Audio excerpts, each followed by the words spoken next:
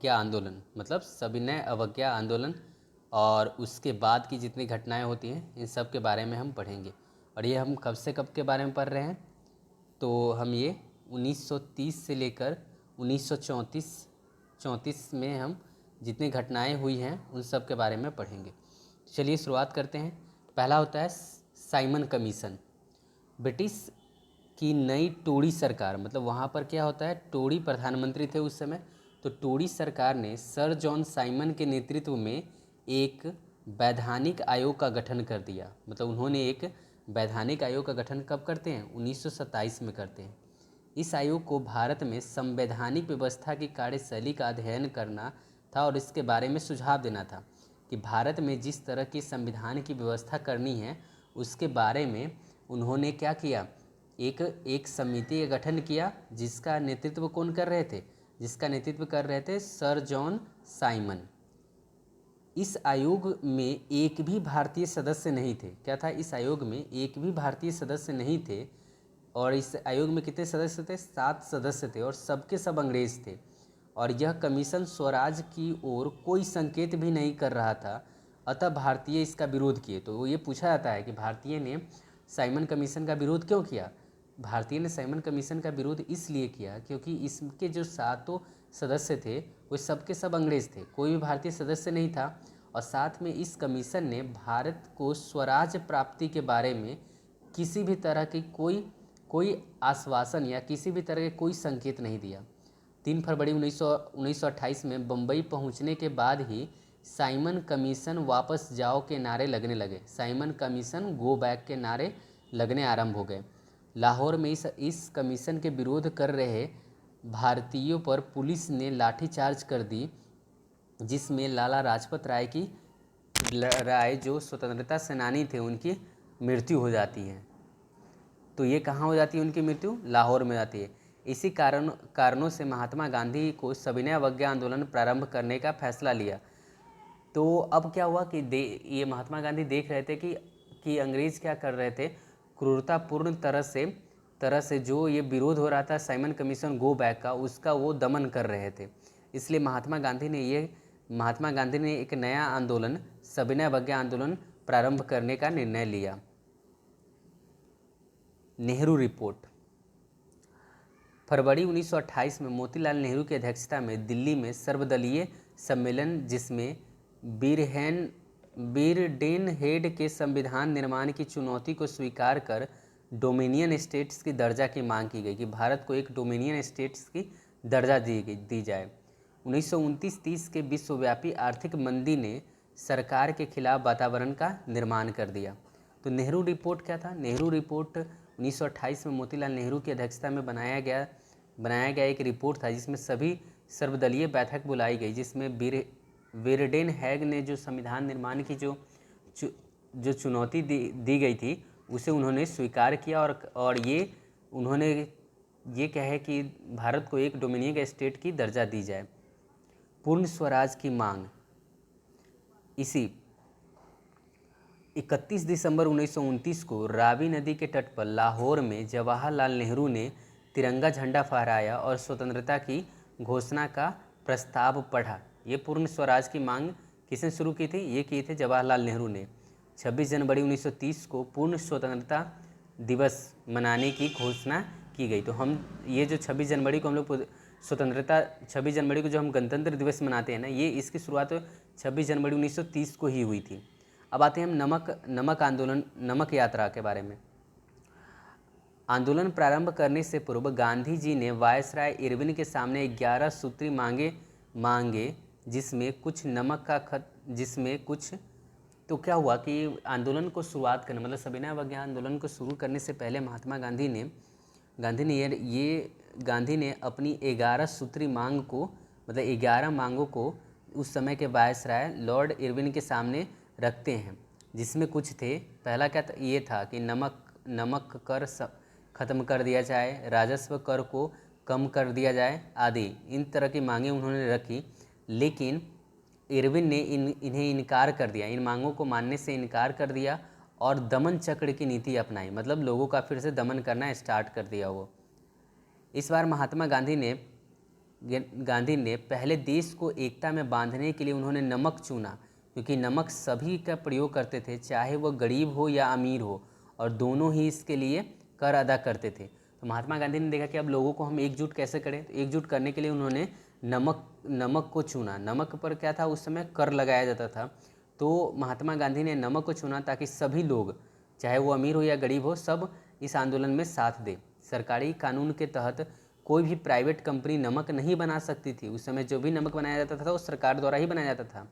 गांधी ने 12 मार्च 1930 को साबरमती आश्रम से अपने 78 अनुयायियों, कितने अनुयायी थे, 78, कब चालू किया गया, 12 मार्च 1930 को, 78 अनुयायियों के साथ 6 अप्रैल 1930 को डांडी पहुंचकर नमक कानून को तोड़कर आंदोलन की शुरुआत कर दी। तो कब चले वो, 12 मार्च 1930 को 78 अनुयायियों के साथ, और 24 दिनों के बाद वे 6 अप्रैल 1930 को डांडी पहुंचते हैं, और वहां पर उन्होंने अपने हाथ से नमक बनाया, और नमक बनाकर वो क्या किए, नमक कानून को तोड़ दिए। ये दूरी कितनी थी, 240 किलोमीटर पैदल चले थे, और कुल 24 दिन लगे थे। कार्यक्रम क्या था, यहाँ पर हर स्थान पर नमक कानून का प्रतीकात्मक विरोध किया जाए। स्थानीय स्तर पर सरकारी कर का विरोध, यथा बिहार में चौकीदारी कर का विरोध किया गया था। महिलाओं द्वारा शराब की दुकानों के आगे धरना दिया जाएगा। खादी एवं चरखा का उपयोग किया जाने लगा। प्रसार, इसका प्रसार कहाँ तक हुआ, पेशावर में सीमांत गांधी किन्हें कहा जाता था, अब्दुल गफ़ार खान को, उन्होंने वहाँ पर एक खुदाई खिदमतगार नामक संगठन बनाया, जिसे लाल कुर्ती भी कहा जाता था।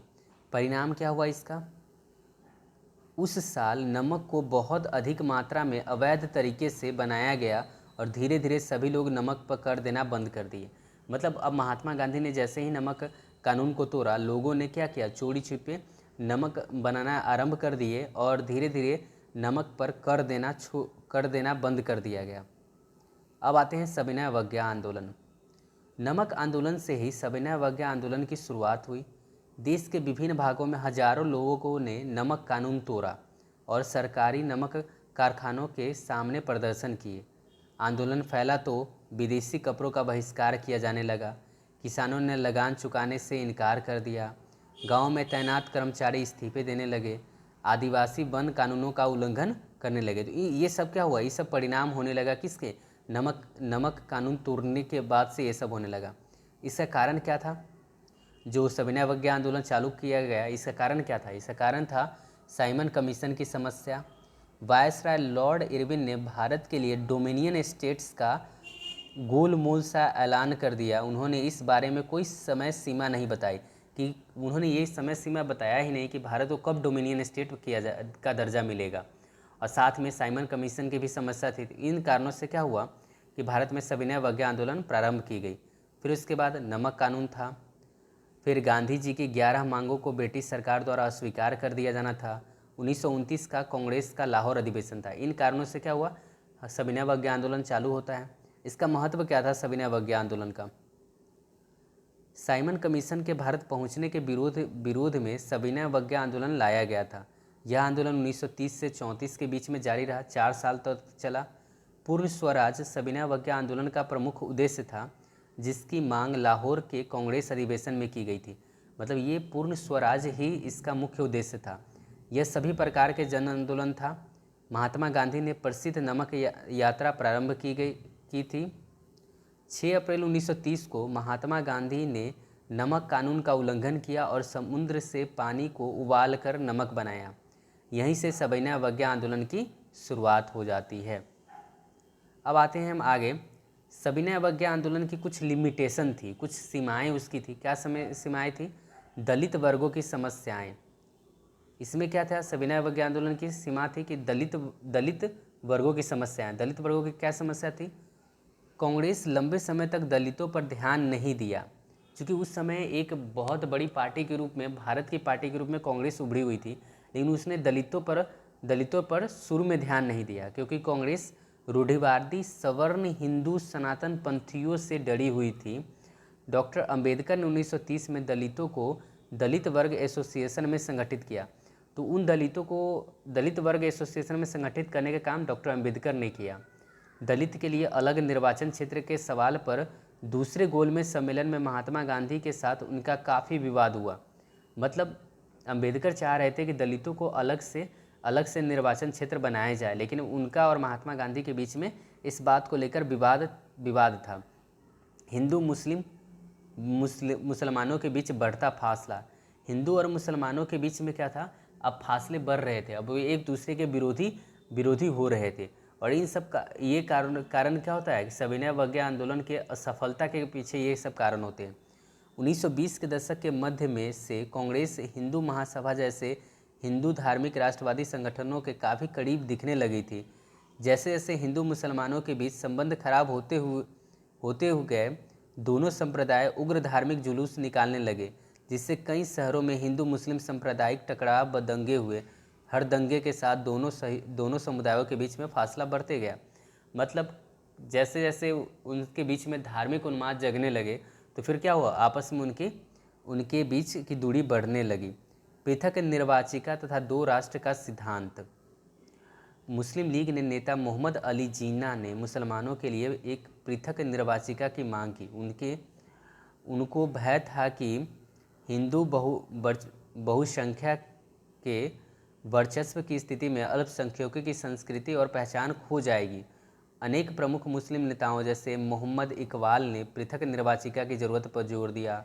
उन्होंने भी दो राष्ट्र के सिद्धांत का प्रस्ताव रखा, जिसके अंतर्गत यह मान लिया गया कि दोनों समुदाय विभिन्न राष्ट्रों के संबंध रखते हैं।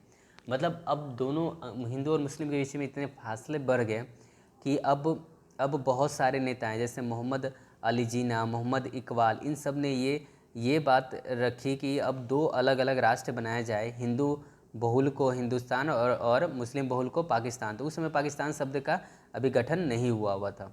इसका परिणाम क्या होता है? इन घटनाओं से चिंतित औपनिवेशिक सरकार कांग्रेसी नेताओं को गिरफ्तार करने लगी। अब चूंकि क्या था कि सविनय अवज्ञा आंदोलन, इन सब बावजूद भी सविनय अवज्ञा आंदोलन क्या था, चल ही रहा था। तो अंग्रेजी सरकार ने क्या किया, धीरे धीरे करके वो कांग्रेस के बड़े बड़े नेताओं को जेल में करने लगे। बहुत सारे स्थानों पर हिंसक टकराव भी हुए।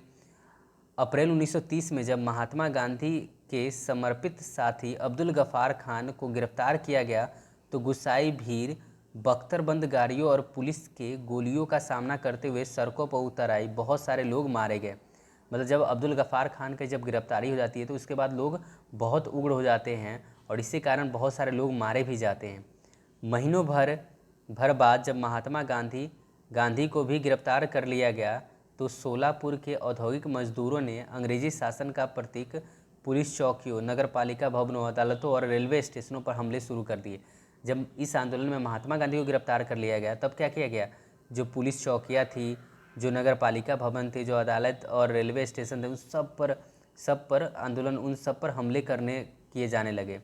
भयभीत सरकार ने निर्ममता दमन का रास्ता अपनाया। शांतिपूर्ण सत्याग्रहियों पर हमले किए गए, औरतों और बच्चों को मारा पीटा गया और लगभग 1 लाख लोग गिरफ्तार किए गए। तो उस समय क्या हुआ, अंग्रेज़ों ने दमनकारी नीति अपनाई और सभी लोगों को मारते पीटते, कितनों को उन्होंने मार भी दिया और 1 लाख से ऊपर लोगों को गिरफ्तार भी किए। विभिन्न सामाजिक समूहों का आंदोलन में हिस्सा। ये सविनय अवज्ञा आंदोलन में अलग अलग समुदायों ने किस तरह से आंदोलन में हिस्सा लिया। संपन्न किसान समुदाय, गुजरात के पाटीदार व उत्तर प्रदेश के जाटों ने आंदोलन में सक्रियता दिखाई। उन्होंने लगान में कमी करने के लिए आंदोलन चलाया और बहिष्कार कार्यक्रम में भाग लिया।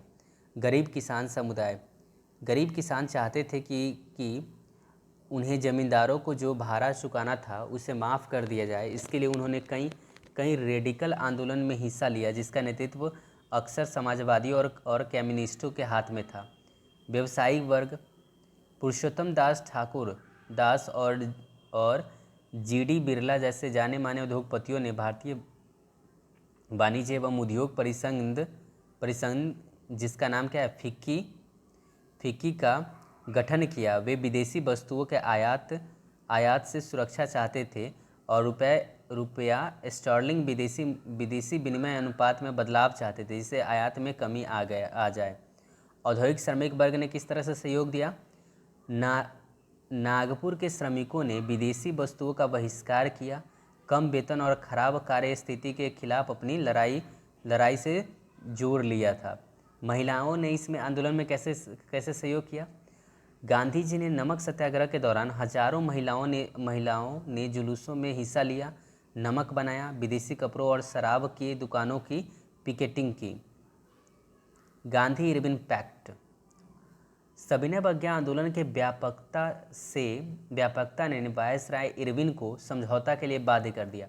वही वायसराय जो कि गांधी के 11 मांगों को मानने से इनकार कर दिया था, जिसकी वजह से सविनय अवज्ञा आंदोलन प्रारंभ हुई थी। अब वो महात्मा गांधी के सभी मांगों को मानने के लिए बाध्य हुआ।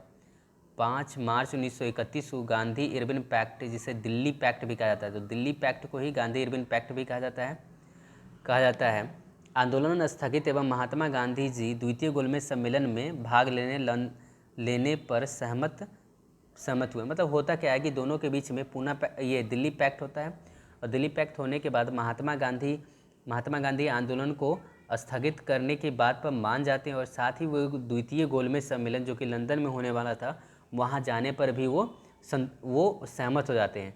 लेकिन वहाँ पर उनकी बातों को नहीं सुना जाता है और वे निराश होकर वापस लौटते हैं। इरविन राजनीतिक बंदियों की रिहाई पर सहमत हो गया कि जितने भी तरह के जो सविनय अवज्ञा आंदोलन में जिन लोगों को जेल में डाला गया उन्हें छोड़ दिया जाएगा, ऐसा मानने पर तैयार हो जाते हैं इरविन। परिणाम क्या हुआ इसका?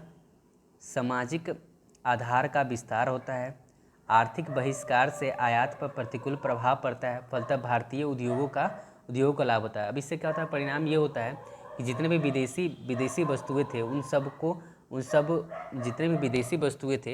सब पर धीरे धीरे क्या हुआ? उनका उपयोग कम किया जाने लगा और देसी चीज़ों को बढ़ावा दिया गया।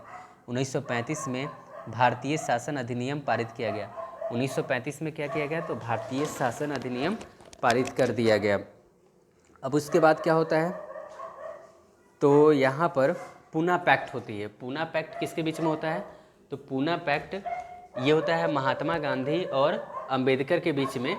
महात्मा गांधी और अंबेडकर के बीच में पूना पैक्ट होता है। तो पूना पैक्ट सितंबर 1932 के दलित वर्गों, जिन्हें बाद में अनुसूचित जाति के नाम से जाना गया, को प्रांतीय एवं केंद्रीय विधायी परिषदों में आरक्षित सीट मिल गई। तो पूना पैक्ट में महात्मा गांधी इस बात को राजी हो गए कि जो भी प्रांतीय एवं केंद्रीय विधायी परिषद है उन सब में दलितों को आरक्षित सीटें दी जाएगी। आरक्षित सीटों का मतदान सामान्य निर्वाचन क्षेत्र में होता था। जब ब्रिटिश सरकार ने अम्बेडकर की बात मान ली तो गांधी जी आमरण अनशन पर बैठ गए। मतलब यहाँ पर ये जो पूना पैक्ट हुआ था उसमें क्या हुआ था कि महात्मा गांधी और अम्बेडकर के बीच में हुआ था। लेकिन इससे पहले ये हुआ था कि अंग्रेजी सरकार के सामने अम्बेडकर ने ये बात रखी थी कि जितने भी दलित क्षेत्र है उन सब में उन्हें अलग से सीटें आरक्षित कर दी जाए, और जो कि बात अंग्रेजी सरकार मान लेती है। और इसके कारण महात्मा गांधी जी इस बात को मानने से इनकार कर दिया और वो अनशन पर चले गए। आखिरकार अम्बेडकर ने गांधी जी की बातें मान ली। अम्बेडकर ने क्या किया? अब जब अम्बेडकर जो बातें ब्रिटिश सरकार के सामने रख रहा था, जिसका विरोध महात्मा गांधी कर रहे थे, तो अम्बेडकर ने महात्मा गांधी की बातें मान लेते हैं वो। अब आते हैं गोलमेज सम्मेलन। 3 गोलमेज सम्मेलन हुए थे। 1930 में प्रथम गोलमेज सम्मेलन हुआ, इसमें भी अम्बेडकर शामिल थे। 1931 में द्वितीय गोलमेज सम्मेलन हुआ, इसमें भी अम्बेडकर शामिल थे। और द्वितीय गोलमेज सम्मेलन में कांग्रेस की तरफ से महात्मा गांधी गए हुए थे। 1932 में क्या होता है? तृतीय गोलमेज सम्मेलन होता है, इसमें भी अम्बेडकर शामिल थे। तो अम्बेडकर तीनों गोलमेज सम्मेलन में शामिल थे। और गोलमेज सम्मेलन किस लिए था? तो इस सम्मेलन में जो दलित वर्ग थे उन सब को अलग से निर्वाचित क्षेत्र, अलग से आरक्षित क्षेत्र के बारे में बताया गया था। अब हम आते हैं स्वराज की तरफ। तो स्वराज का अर्थ क्या होता है? स्वराज का अर्थ स्वतंत्रता अथवा अपना शासन है। 1920 में स्वराज का अर्थ स्वयं की सरकार से था। सभी लोगों ने स्वराज का अपना अपना तरीके से अर्थ निकाला। तो लोगों ने आंदोलन को कैसे लिया? अब जो ये स्वराज वाला जो हमारा आंदोलन हो रहा था उसमें सब लोगों ने उसे अपने अपने ढंग से ले लिया। तो कैसे लिया, इस सब के बारे में हम जानते हैं। किसानों ने कैसे लिया? किसानों के लिए स्वराज की लड़ाई लगान के खिलाफ लड़ाई थी। जब 1931 में लगान के घटे घटे बिना आंदोलन वापस ले लिया गया तो उन्हें बहुत निराशा हुई। मतलब जो किसान थे वो ये बात सोच रहे थे कि इससे क्या होगा कि लगान के खिलाफ ये लड़ाई है और इससे क्या होगा, लगानों में छूट दी जाएगी, लेकिन ऐसा कुछ नहीं हुआ तो उन्हें बहुत निराशा हुआ। 1932 में आंदोलन दोबारा शुरू हुआ तो उनमें बहुतों से हिस्सा लेने से इनकार कर दिया, क्योंकि पहली बार तो वो निराश हुए थे, इसलिए दूसरी बार वो उन्होंने हिस्सा लेने से इनकार कर दिया। व्यवसायी वर्ग का क्या उद्देश्य था? प्रथम विश्व युद्ध के दौरान भारतीय व्यापारियों और उद्योगपतियों ने भारी मुनाफा कमाया था। वे विदेशी वस्तुओं के आयात से सुरक्षा चाहते थे और सरकार स्टर्लिंग विदेशी विनिमय अनुपात में बदलाव चाहते थे, जिससे आयात में कमी आ जाए। व्यवसायिक हितों को संगठित करने के लिए उन्होंने 1920 में भारतीय औद्योगिक एवं व्यावसायिक कांग्रेस और 1927 में भारतीय वाणिज्य एवं उद्योग संघ फिक्की का गठन किया। तो फिक्की का याद रखना, ये क्या है? भारतीय वाणिज्य एवं उद्योग परिसंघ होता है। 1927 में इसका गठन हुआ था। मतलब जो व्यवसायी थे वे चाहते थे कि अंग्रेज़ों का जो आयात होता था हमारे यहाँ ना, जो अंग्रेज़ हमारे यहाँ निर्यात करते थे और हम लोग उनसे जो आयात करते थे उसमें कमी आ जाए, ताकि जो हमारे यहाँ के उद्योगपति हैं, जो हमारे यहाँ के व्यवसायी हैं, उन्हें मुनाफा ज़्यादा हो सके। फिर उसके बाद आते हैं औद्योगिक श्रमिक ने स्वराज को किस तरह से लिया। तो औद्योगिक श्रमिकों ने सविनय अवज्ञा आंदोलन में बढ़ चढ़कर हिस्सा लिया था। जैसे जैसे उद्योगपति कांग्रेस के नज़दीक आ रहे थे, मजदूर कांग्रेस से छिटकने लगे थे। कुछ मजदूरों ने सविनय अवज्ञा आंदोलन में हिस्सा लिया। कांग्रेस अपने कार्यक्रम में मजदूरों की मांग को समाहित करने में हिचकिचा रही थी। मतलब उद्योगपति ने कांग्रेस का जैसे जैसे साथ देना चालू किया, कांग्रेस क्या हुई, अपने आप को ये मजदूरों से दूरी बनाने लगी, जिससे मजदूरों से दूरी बनना स्टार्ट हो गया। औरतों की क्या हिस्सेदारी रही? तो सब सिविल नाफरमानी आंदोलन में औरतों ने बहुत मतलब यही सविनय अवज्ञा आंदोलन को ही नाफरमानी आंदोलन भी कहते हैं, बड़े पैमाने पर हिस्सा लिया। शहरी इलाकों में ज़्यादातर ऊंची जातियों की महिलाएं सक्रिय थी, जबकि ग्रामीण इलाकों में संपन्न किसान परिवारों की महिलाएं आंदोलन में हिस्सा ले रही थी। लंबे समय तक कांग्रेस संगठन में किसी भी महत्वपूर्ण पद पर औरतों को जगह देने से हिचकिचाती रही। कांग्रेस को उनकी प्रतीकात्मक उपस्थिति में ही दिलचस्पी थी। मतलब कहने का मतलब ये हुआ कि शहर और गांव में अलग अलग महिलाओं ने भी इस आंदोलन में भाग लिया था। अब जो हमारा एक महत्वपूर्ण टॉपिक है वो है सामूहिक अपनेपन का भाव। ये सामूहिक अपनेपन कैसे होता है? जैसे हम अपने परिवार में होते हैं तो हम क्या हैं, हम अपने परिवार में जितने भी मेंबर हैं सबके साथ हमारा अपनापन होता है। तो उसी तरह से जब हम एक देश के अंदर में जितने भी लोग हैं उनमें क्या होना चाहिए, उनमें एक अपनापन होना चाहिए। तो वही अपनापन क्या होता है? सामूहिक अपनापन होता है। तो सामूहिक अपनापन होगा कैसे? तो इसके भाव के बारे में अब हम जानेंगे। भारत में राष्ट्रवाद के विकास के दो कारण थे। भारत में क्या था? जो राष्ट्रवाद हमारे यहाँ जो विकसित हुआ, इसके दो कारण थे। पहला कारण था संयुक्त संघर्ष, मतलब सभी लोगों ने चाहे वो कोई भी समुदाय, कोई भी कास्ट का हो, सब ने मिलकर संघर्ष किया। दूसरा था सांस्कृतिक प्रक्रिया था। तो संयुक्त संघर्ष में देखते हैं क्या हुआ। संयुक्त संघर्ष 19वीं और 20वीं सदी के बीच जितने भी आंदोलन की शुरुआत की गई, सब में सभी समुदायों ने क्या हुआ, सभी समुदायों ने मिलकर भाग लिया और इसी एकता की वजह से संयुक्त की बात पूरे भारत में फैल गई। मतलब सभी समुदाय के लोगों ने भाग लिया। दूसरा क्या था? सांस्कृतिक प्रक्रिया। सांस्कृतिक प्रक्रिया क्या? 20वीं सदी से भारत में रूपक हो गया, गीत हो गया, रूपक प्रतीक चिन्ह हो गया आदि बहुत सारी चीज़ों का निर्माण किया गया और यह सभी संस्कृति से जुड़े हुए थे। मतलब बहुत जब 20वीं सदी आए ना तो उस समय क्या था, जो देश गीत होता है ना, जो हम बोलते हैं ना देशभक्ति सॉन्ग, वो सब बनना चालू हो गया। बहुत सारे देश को रिप्रेजेंट करने वाले रूपक बनने लगे, जैसे भारत माता का चित्र बनने लगा। फिर उसके बाद हमारे लिए राष्ट्रीय झंडा बनना चालू हो गया। तो इन सब से क्या हुआ ना कि एक राष्ट्र के प्रति ना एक भावना बनना प्रारंभ हो जाता है। जैसे बंकिम चंद्र चट्टोपाध्याय ने भारत माता की तस्वीर रूपक का निर्माण किया, जो दर्शाती है कि भारत हमारी मातृभूमि है और इस मातृभूमि की स्वतंत्रता और सुरक्षा हमारा धर्म है। मतलब ये कि बंकिम चंद्र चट्टोपाध्याय ने क्या किया, भारत माता का चित्र बनाया और भारत माता का चित्र बनने का मतलब हुआ कि वो सबके लिए माँ है, अतः उसकी हमें रक्षा करनी हर हाल में उन्हें हमें रक्षा करना है। उन्होंने भारत भूमि की स्तुति के रूप में वंदे मातरम, मतलब भारत भूमि की स्तुति के लिए उन्होंने वंदे मातरम गीत लिखा। इस पर एक कविता भी लिखा गया जिसे बाद में गीत में बदलकर राष्ट्रीय गीत घोषित किया गया। कौन सा? यही वंदे मातरम हमारा क्या है? राष्ट्रीय गीत है, जबकि राष्ट्रीय गान जन गण मन है। तो अब हम देखते हैं भारतीय झंडा। बंगाल में स्वदेशी आंदोलन के दौरान एक तिरंगा झंडा हरा पीला लाल तैयार किया गया। इसमें ब्रिटिश भारत के 8 प्रांतों का प्रतिनिधित्व करते हुए कमल के 8 फूल और हिंदू मुस्लिमों का प्रतिनिधित्व करता हुआ अर्धचंद्र दर्शाया गया। मतलब वो जो झंडा बना हुआ था, उस झंडा में क्या था? 8 कमल की पंखुड़ियाँ, 8 कमल के फूल थे और साथ में हिंदू मुस्लिम एकता को दिखाने के लिए अर्धचंद्र बनाया गया था। गांधी जी ने भी स्वराज का झंडा तैयार कर लिया था और यह भी तिरंगा सफ़ेद हरा और लाल था। इसके मध्य में गांधी जी प्रतीक चरखे की जगह दी गई थी जो स्वावलंबन का प्रतीक था। जुलूस में यह झंडा थामे चलना शासन के प्रति अवज्ञा का संकेत था। मतलब महात्मा गांधी ने भी अवज्ञा का एक प्रतीक बना लिया था जो कि लाल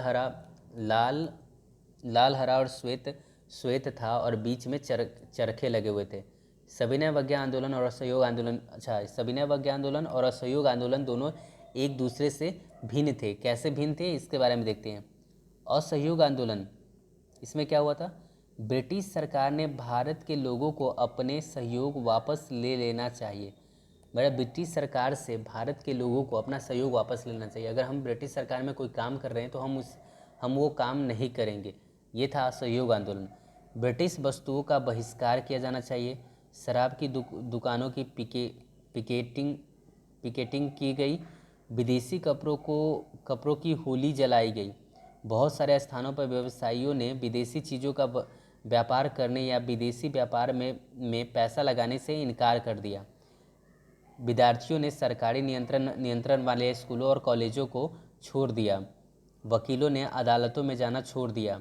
सविनय अवज्ञा आंदोलन क्या था? मतलब ये जो असहयोग आंदोलन था इसमें क्या था कि लोगों ने सरकार को सहयोग करना छोड़ दिया। मतलब ना हम आपके सामान को खरीदेंगे, ना आपके स्कूलों कॉलेजों में पढ़ने और पढ़ाने जाएंगे, ठीक है। जबकि सविनय अवज्ञा आंदोलन क्या था? लोगों ने औपनिवेशिक कानून को तोड़ने का आह्वान किया गया। देश के विभिन्न भागों में लोगों ने नमक कानून का उल्लंघन किया। किसानों ने राजस्व और चौकीदारी कर देने से इनकार कर दिया। उसके बाद गाँवों में तैनात कर्मचारियों ने इस्तीफा देने शुरू कर दिए। तो ये था असहयोग आंदोलन। अब थोड़ा सा हम पढ़ते हैं अलूरी सीताराम राजू के बारे में। अलूरी सीताराम राजू ने आंध्र प्रदेश के गुंडेम पहाड़ियों के आदिवासी किसानों का नेतृत्व किया था। वे एक रोचक व्यक्ति थे। वे खगोलीय ज्ञान प्राप्त थे, उनको खगोलीय ज्ञान आता था। लोगों का मानना था कि उनके पास विशेष शक्तियाँ थी जिससे वे लोगों को स्वस्थ कर सकते थे। वे गांधी के प्रशंसक थे। उन्होंने लोगों को खादी पहनने तथा शराब छोड़ने को कहा। उन्होंने हिंसा द्वारा ही अपनी बात मनवाने को कहा। 1924 को राजू को फांसी पर लटका दिया गया था। मतलब अलूरी सीताराम राजू को 1924 में फांसी पर लटका दिया गया था। इस तरह से हमारा ये पूरा चैप्टर कंप्लीट होता है।